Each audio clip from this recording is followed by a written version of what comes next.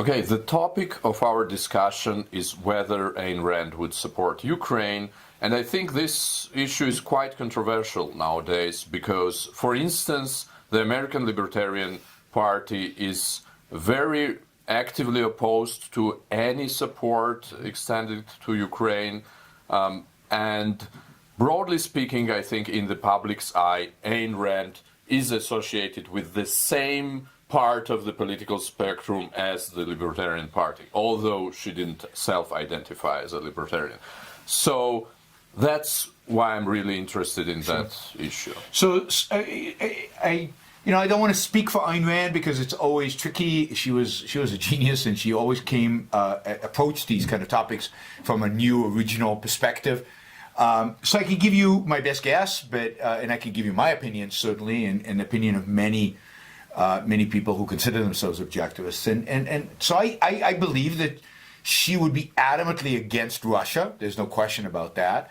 I think she would despise somebody like Putin, who is an authoritarian, who is a thug, who is a gangster, and who both from an economic liberty perspective goes against what she believed in, but also from a cultural perspective goes against what she believed in, the limitations on free speech in Russia, the limitations on political activism in Russia. She would consider Russia an authoritarian dictatorship that must be opposed. Now, the question is, what does opposed mean? She would definitely speak up against Russia and speak up against the regime in Russia. She would definitely condemn them morally. And I think she would, because remember Ayn Rand was born in St. Petersburg and was from Russia, I think it would be particularly powerful when and if she did. On the other side of the spectrum, I think she would oppose the use of U.S. troops on the ground in Ukraine. So I think she would oppose the United States going to war with Russia in order to save Ukraine. I think she would view that as something Europeans should deal with as European business. She was very opposed, for example, to the war in Korea. She was very opposed to the war in Vietnam, even though she hated communism, she thought communism was just an evil system.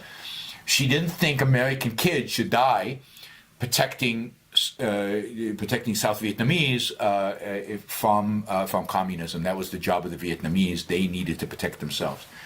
But we are now in the middle ground, right? We're not actually sending troops there, and I don't think we should. There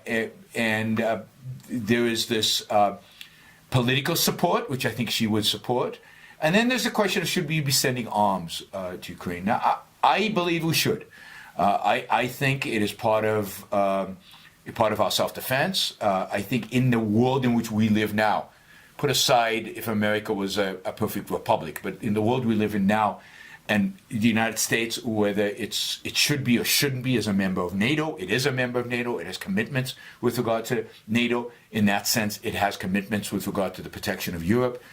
I think it is essential for NATO and for Europe and therefore for the United States to make sure that Ukraine doesn't lose. Indeed, to make sure that Ukraine wins and pushes this barbaric invasion out. I think Ayn Rand would place a lot of importance in terms of the morality of all this on the fact that clearly the Russians initiated force here. Clearly the Russians invaded Ukraine. You could talk about NATO expansion, you could talk about all these things, but at the end of the day, listen to Putin. Putin is not that concerned about NATO. What Putin's concerned is about the expansion of Western, quote, civilization to his border. He is concerned about greater Russia. He is concerned about some mystical notion of a Russian empire that needs to be resurrected.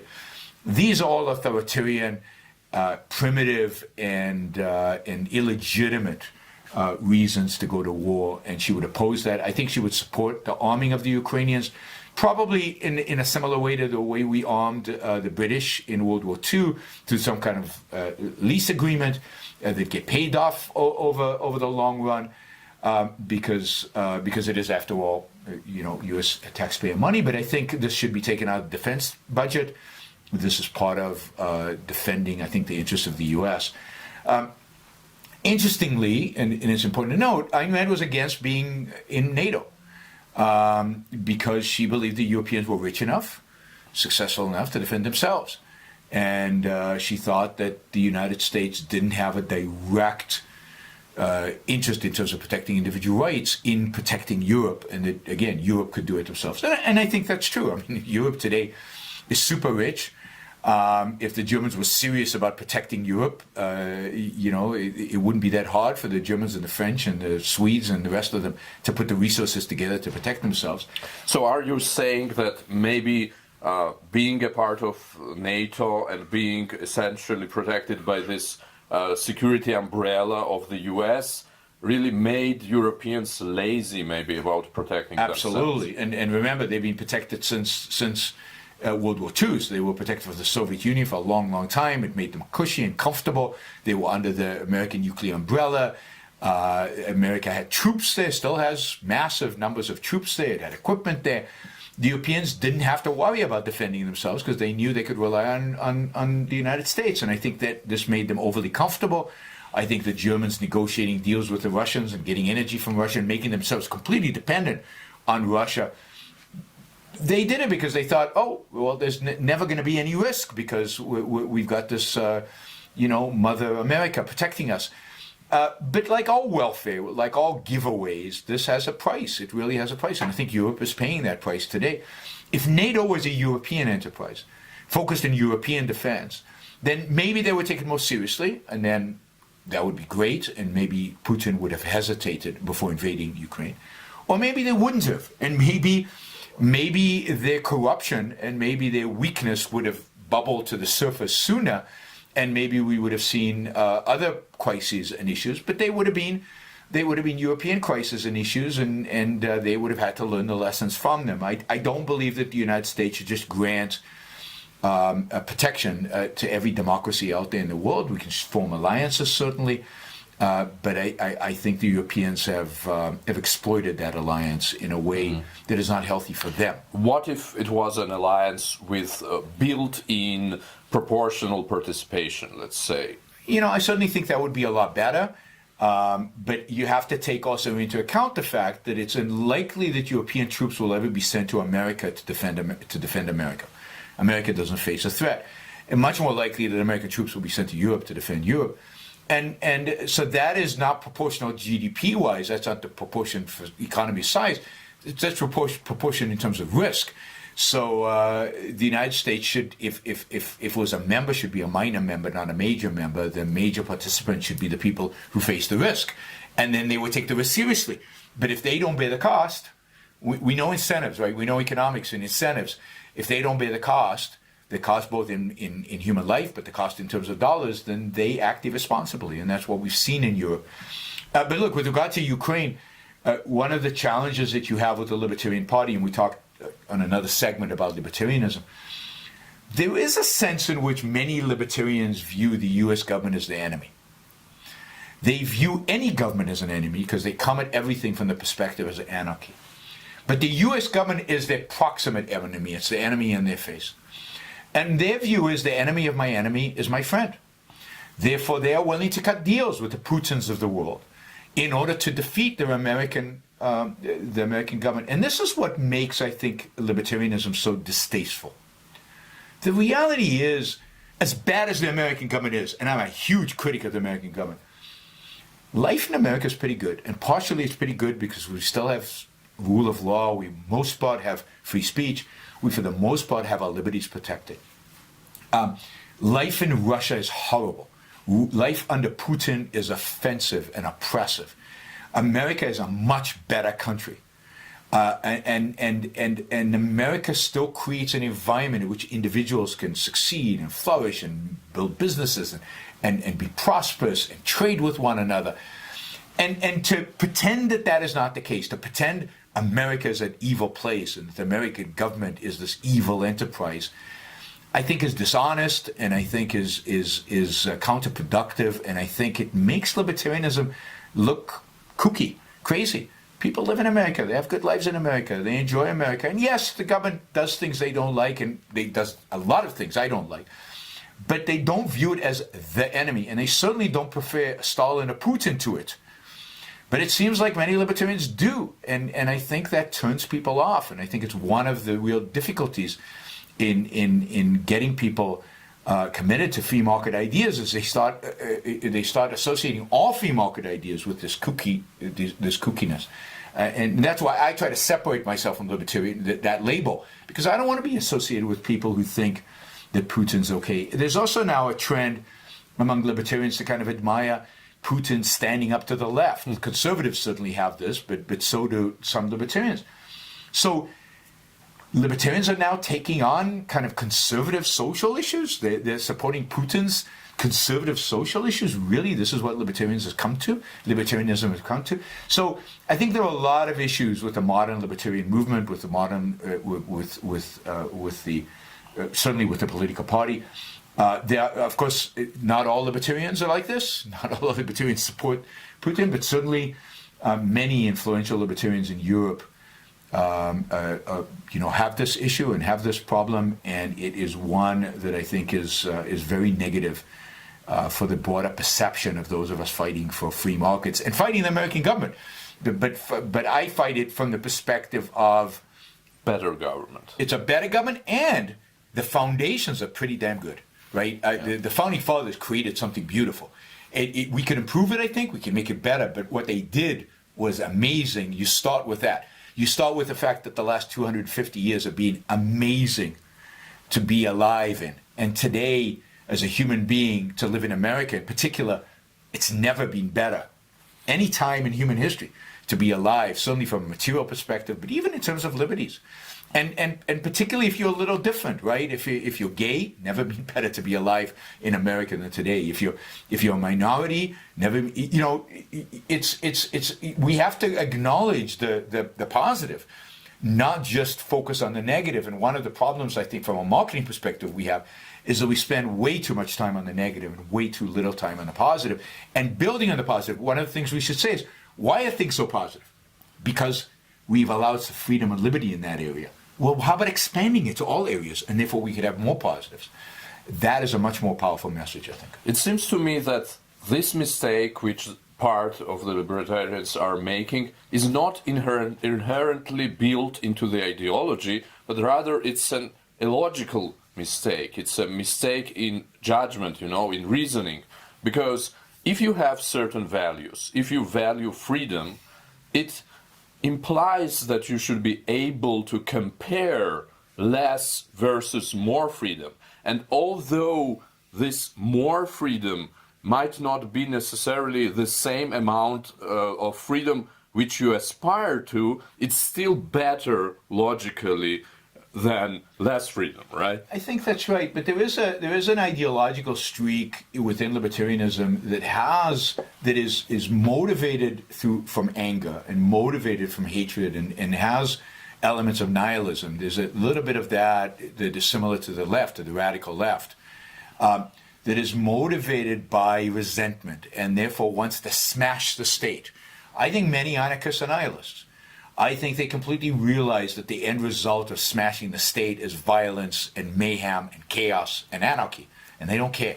They want freedom for them. See, this is a key point. Freedom is a term that everybody believes in. You go to communists, you say, "You're for freedom." Everybody says, "Yeah, we're for freedom." But they define it differently than we do. And I think the anarchists define it differently as well. I think for the anarchists, it's do whatever you want emotionally. It's about satisfying their emotions. And if they want to smash stuff, they should be allowed to smash stuff. And if they want to, so they want to be able to do whatever they want to do. And the reality is that true freedom is not just permission to do whatever you want. And true morality certainly is not permission to do whatever you want. Morality says some things are good for you, some things are bad for you. Don't do the things that are bad for you. I'm not going to impose that on you. So there is something built into a certain streak within libertarianism that, again, I think originates with people like Rothbard or maybe earlier, but with that branch within the libertarian movement, that leans them towards hating America, smashing the state, and therefore aligning themselves with somebody worse in order to smash the state. I remember, I don't know if this was an issue in Georgia or not, or you guys paid attention. I think it was January of 2021, the meme stock craze. Do you remember the meme stock craze? Where all these people were buying stocks in order to crush the short sellers because we're going to destroy Wall Street. And first of all, it was silly, it was childish, it was they weren't going to, Wall Street was making money off of them as they were doing it. The whole thing was ridiculous if you know anything about finance. But I was shocked by the number of libertarians who joined it. They weren't interested in the stocks. They were interested in smashing Wall Street, smashing the short sellers. Why? Because they were the institutions. They were the elites, and they wanted to smash the elites and smash it all. And again, it's childish and silly, and they weren't going to do any of it. But just that sentiment that they had, I found scary. And it's the same kind of, so they're willing to cooperate with these clearly leftists who hate Wall Street, occupy Wall Street, that hate hedge funds. What's wrong with hedge funds? And then they're willing to cooperate with the left in order to smash, because they want to see it smashed. That's all they really want. And that's what, I think the anarchist wing of the Libertarian Party is dangerous for liberty and freedom. So you're essentially suggesting that currently the Libertarian Party is controlled by anarchist-leaning people who really would like the Hobbesian state of the war of everybody against everybody. I think it's always been like that. I think that the Libertarian Party in the United States has always been, maybe a few moments here and there where they weren't, but generally, I think in its founding, and I think in the way it's developed, it has been dominated by those kind of people, and it's always been a little crazy. And I think I think Ayn Rand have always, and anybody associated with Ayn Rand have always tried to stay away from the party itself. Again, this is not to say all people who identify as libertarians hold this view. It's certainly not the case. I know many libertarians who hold saner views about the world, but it is scary right now, and I think it's somewhat scarier that conservatives have this view, because conservatives can actually attain power, whereas the Libertarian Party is pretty much marginalized. Yeah. But conservatives can attain power, and the conservatives have this pro-Putin view that is expressed, among others, by people like Jordan Peterson, where Putin is the real representative of Western civilization. Yeah, which is crazy. Which is crazy. Why? Because he's anti-gay, and because he's anti-trans. And anti-freedom in general. Of course, and anti-truth. Yes. Like he's for, and no free speech. Falsifying history. So in this sense, he's philosophically maybe closer to the most radical progressives who want to edit history and to edit literature just to fit their narratives. Putin does the same, just in a different direction, and with more violence, with more state violence. He's associated with communism. I mean, he is. This is what Stalin did. Stalin was maybe more brutal, although it was, maybe more brutal, but not clear that he was. Maybe Putin, if he thought he could get away with it, I think would be just as brutal as Stalin.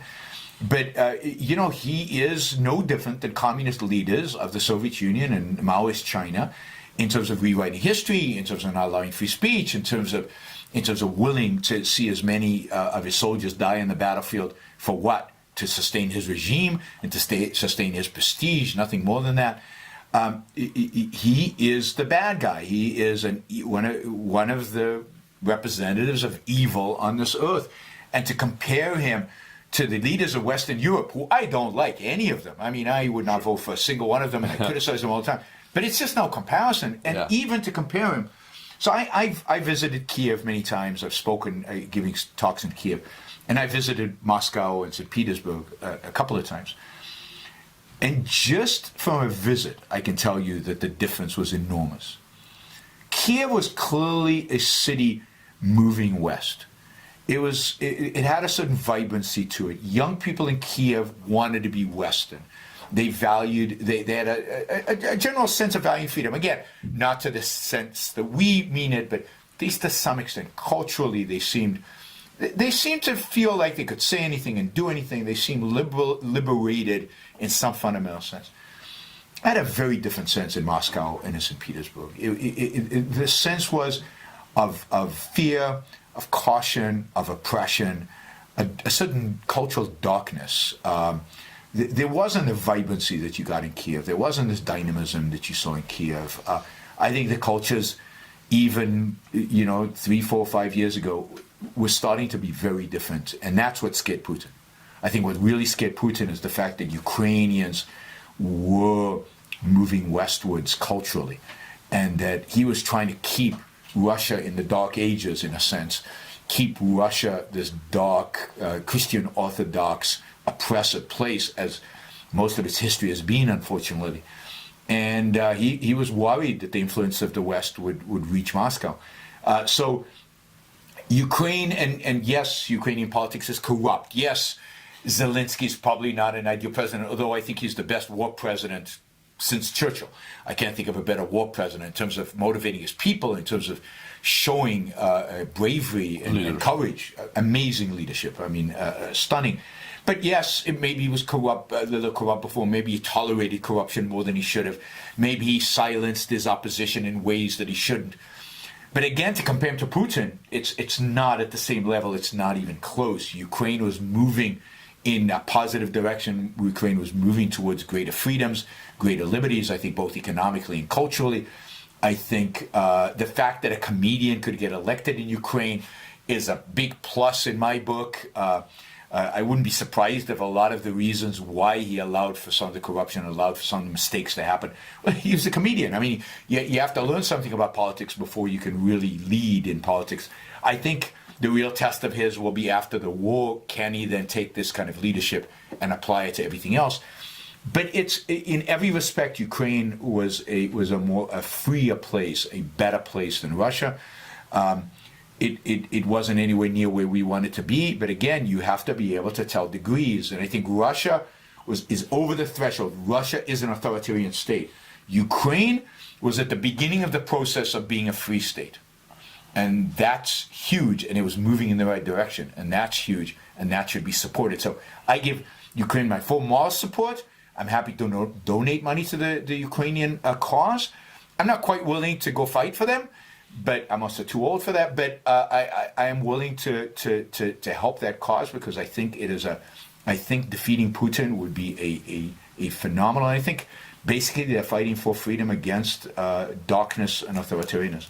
So one issue on which it seems we broadly agree is that classical liberals or anyone close to that ideology should realize that, I think, support for the lesser evil is morally granted, is almost moral imperative. I would say yes. I mean, I would put some caveats on it, right? So I don't know, if you had to choose between different forms of communism, and you said, oh, this is a little bit bad, you don't want to support anybody. Yeah. But I think that because Ukraine was moving in the right direction, I think that because Western countries give us so much freedom, I consider the West good.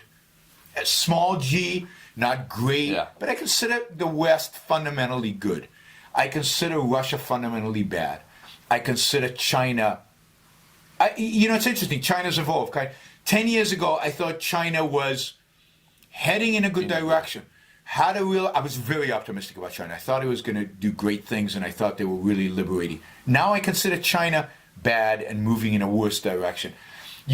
But good is better than bad. This is not the less of two evils. Good is good. Okay. It might not be perfect, but it's good. Okay. It's good in compared to bad. For example, people often criticize me about my support for Israel. Again, a lot of libertarians and some classical liberals. But look, Israel is good. It's not perfect, particularly not now with the rise of religion in Israel. But it's not perfect. I'm a huge critic of Israel. Huge critic of Israel. But compared to the Palestinians, or compared to the Muslim world, or compared to Iran, it is good. Not just okay, not less of two evils, but good. So I don't like to use, in comparing those two systems, I don't like to use the term less of two evils. And for example, in elections, sometimes you have two evils as running for president. Sometimes you can't vote for the less of two evils because the less of two evils is so evil that you can't choose him.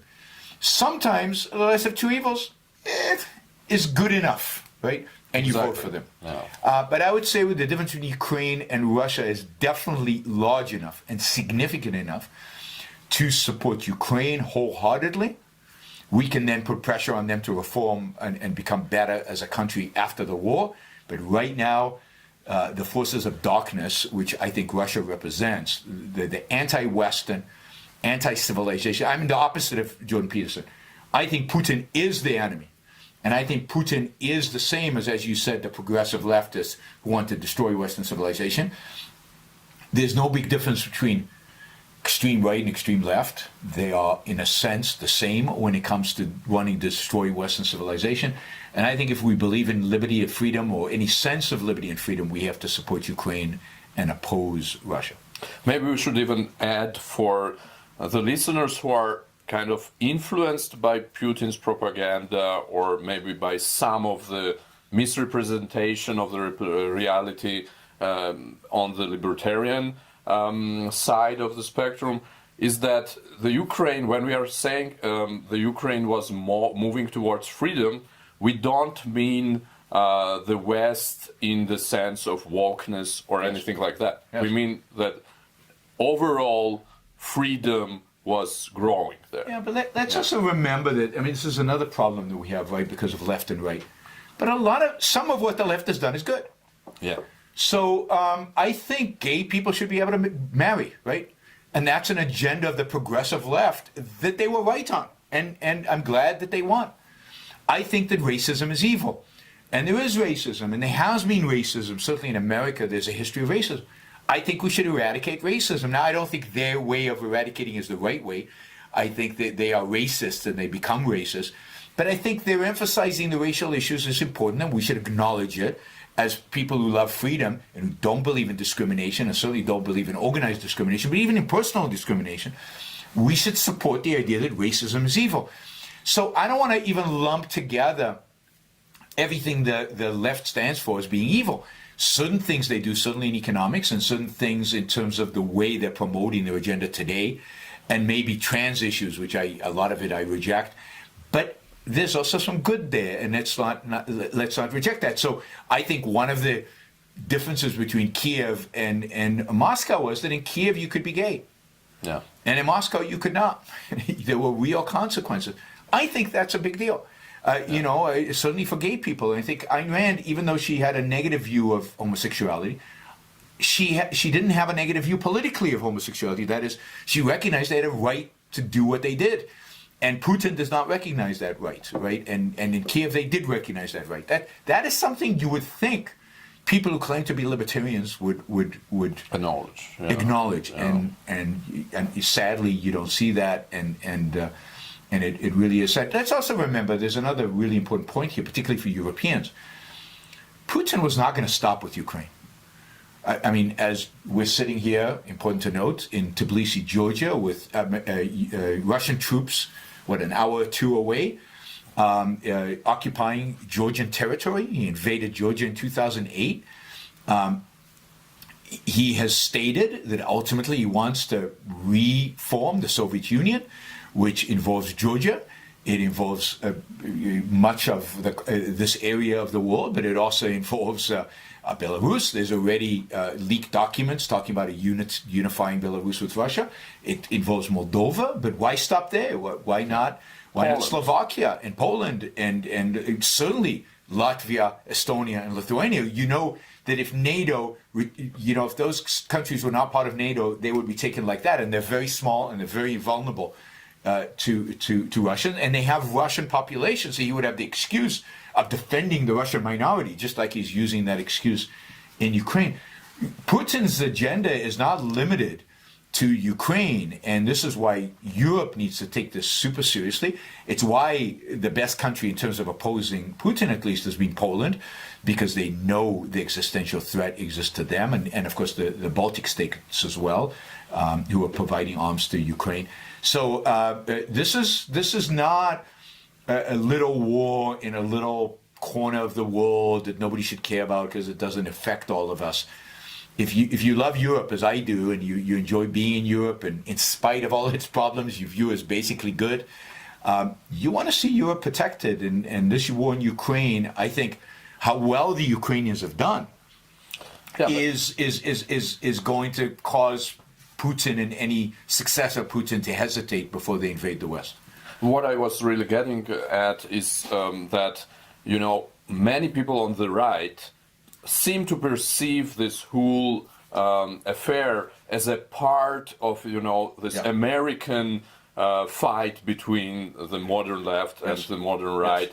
And what I'm trying to say that Ukraine is not a part of that. You know, like Ukrainians don't care about identity politics, No, right? no. Although, broadly speaking, they are for freedom, Yes. which is A good thing. a very good thing. But I think even most conservatives in the modern West are basically for, you know, this kind of freedom, for racial equality, for Yeah, but you know, do they want gays in their cities, and do they want gay marriage? Probably not. So you know, I think like moderate ones. oh, the moderate are okay ones with certainly. that. Yeah, moderate ones certainly. But this is the point Yeah. where I do think it's part of the culture war. I do think Putin, for some conservatives, represents a kind of authoritarianism that they find attractive. Yeah. But he imposes his social, social views on his people. He uses the political power to bring about the kind of culture he wants. And I think there's a certain jealousy among American conservatives that if only they had that kind of power, if only they could do that. And the fact that he celebrates religion out in the open, and he claims to be, an Orthodox Christian, and it's important, and it's part of the state.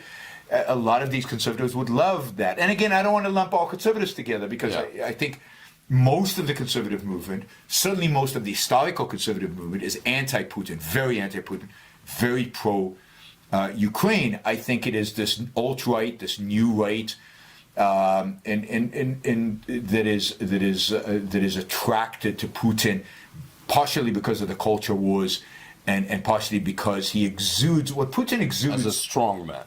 A strong man, power, and they admire power. And those of us who want liberty and freedom don't want our politicians being powerful. That's not what we want. So, in a broader sense, maybe we should just say that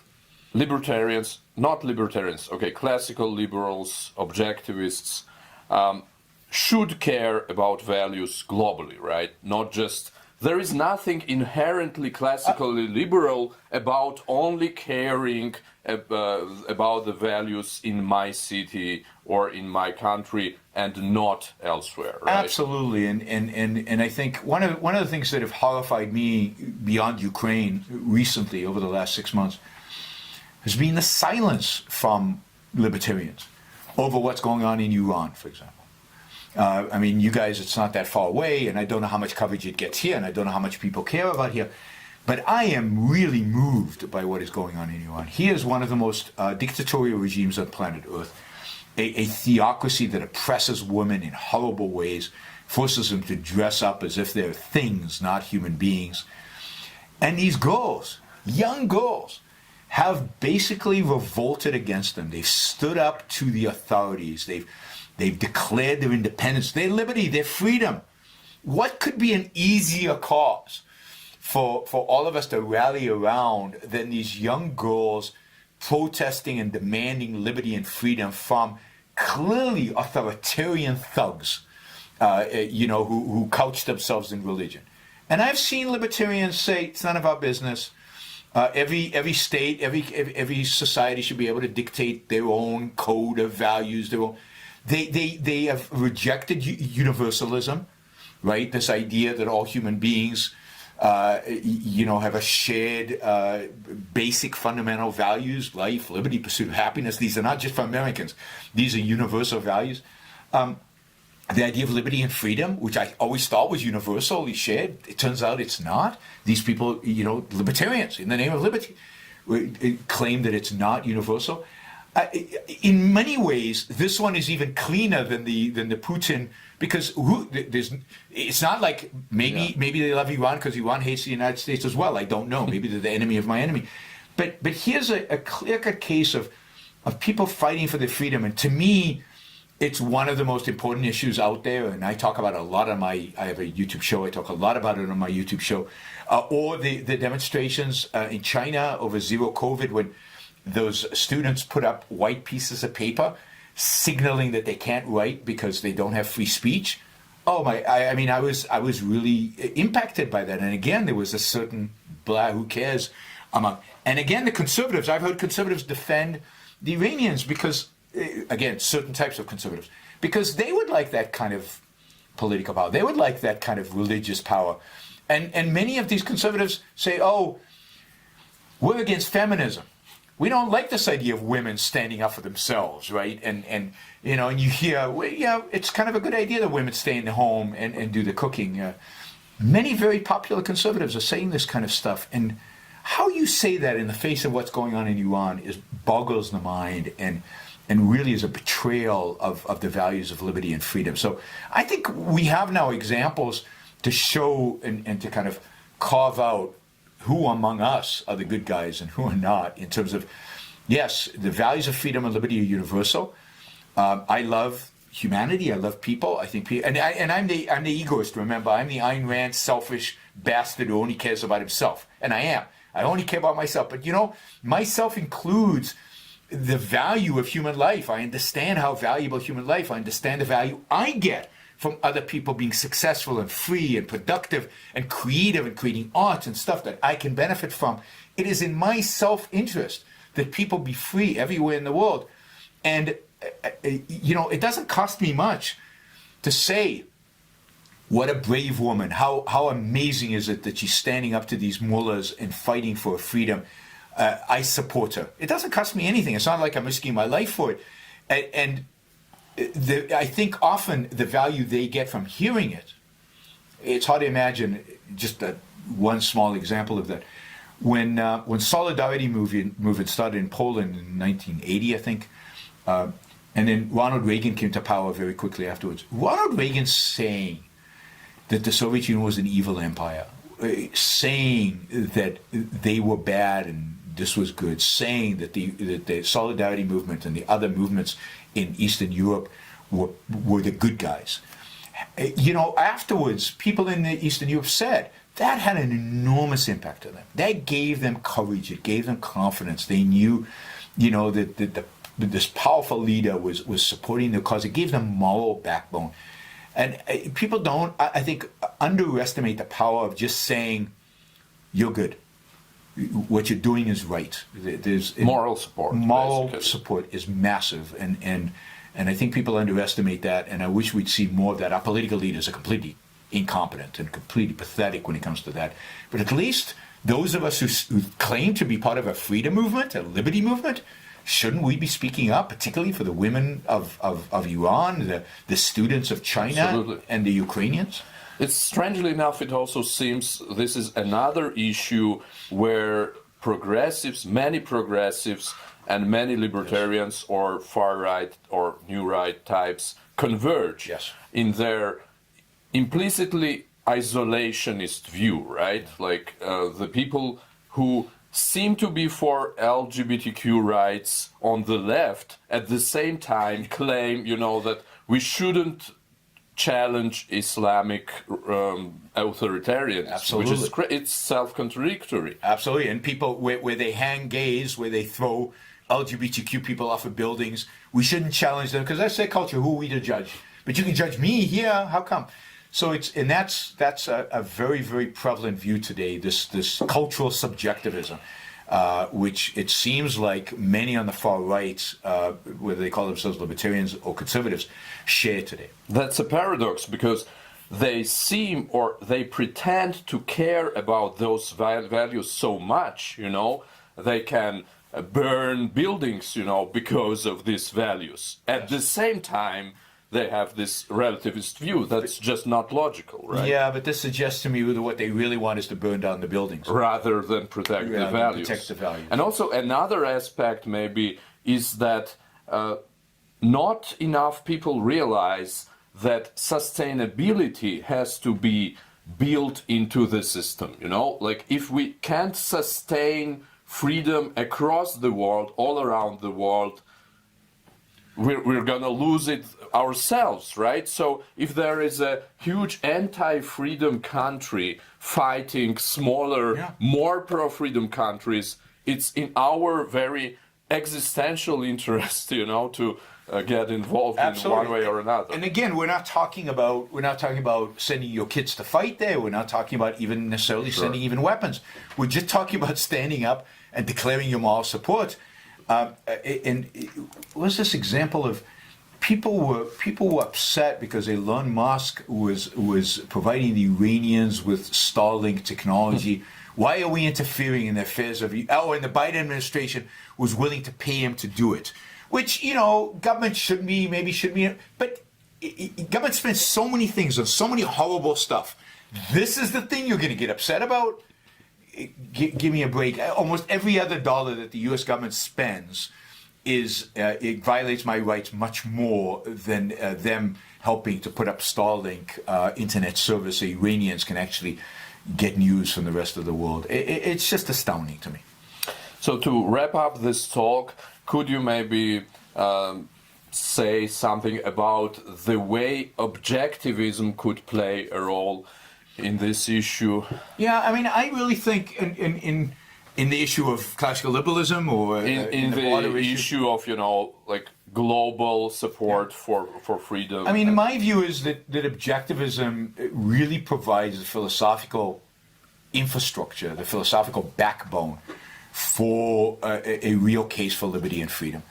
And I very much find it sad and disappointing that some of the brightest minds within the classical liberal world over the last 50, 60, 70 years have not taken the time to take objectivism seriously and study Ayn Rand and recognize that they are better thinkers or the best thinkers when it comes to economics, but maybe they need more than that, and maybe they need the help from the philosophers. And indeed that I don't think economics can sustain itself without a proper philosophy. So I really think, objectivism is a universalist philosophy. I think it applies to every human being, no matter where they come from, no matter what geographic place, just like we believe freedom applies to every individual, no matter where they come from. But objectivism provides us with a foundation for liberty. But much more importantly, at the end of the day, it provides us a reason for why we want liberty. We want liberty so we can pursue our individual happiness. And it provides us the means and mechanism to pursue that happiness, the values and virtues at the principle level, not the actions that you should take, but at the principle level of what should guide you in your life. Jordan Peterson and people like that got very famous because they help people find meaning, supposedly. I think Ayn Rand really helps people find meaning. And she helps find meaning in themselves, in their own values, in their own lives, in their own value as living beings and human beings with a very short time to be on this planet. And very little time to waste. And why not live it to the fullest? Why not make life something that you want to relish and embrace and live the best life that you can live? I think her philosophy provides you with a tool to doing that. And I think people who love their life, people who are excited about living, want to be free. I think freedom is easy once you embrace life like that. Thank you.